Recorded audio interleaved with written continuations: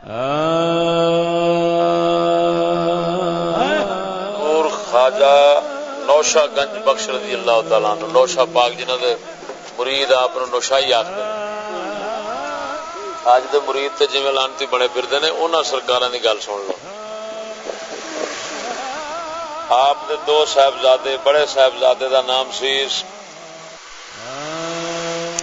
سید برخوردار، دوسرے کا نام تھا جو چھوٹے تھے سید محمد ہاشم. بڑے بیٹے کو لاہور علم دین حاصل کرنے کے لیے بھیجا اور چھوٹے کو سیال کوٹ مولانا عبد الحکیم سیال کوٹی آفتاب پنجاب کے پاس،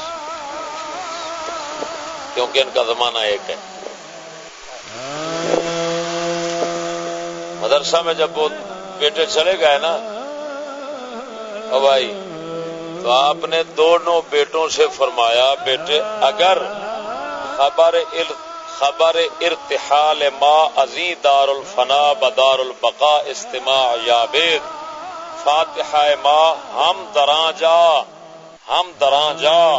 خواہند خواند و بغیر از کمال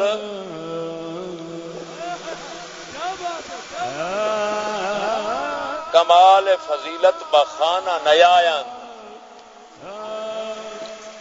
آپ نے فرمایا بیٹے تم علم کے حاصل کرنے کے لیے جا رہے ہو، اگر میرے مرنے کی خبر سنو کہ میں دار الفنا سے دار البقاء کی طرف چلا گیا ہوں تو وہاں مدرسے میں بیٹھ کر میری فاتحہ پڑھنا، جب تک تم پورا علم حاصل نہ کر لو گھر واپس نہ آنا.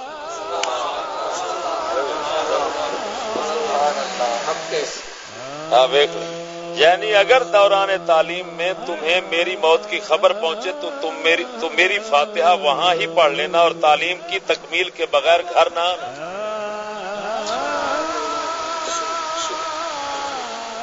ساڈے درویش ہر جمعرات انج نسدے نے جویں کھوتی رسا کٹا کے نسدی.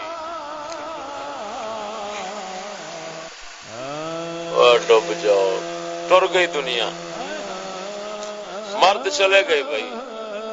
جیسے اکبر الآبادی فرماتے ہیں مار کجدم رہ گئے، کیڑے مکوڑے رہ گئے.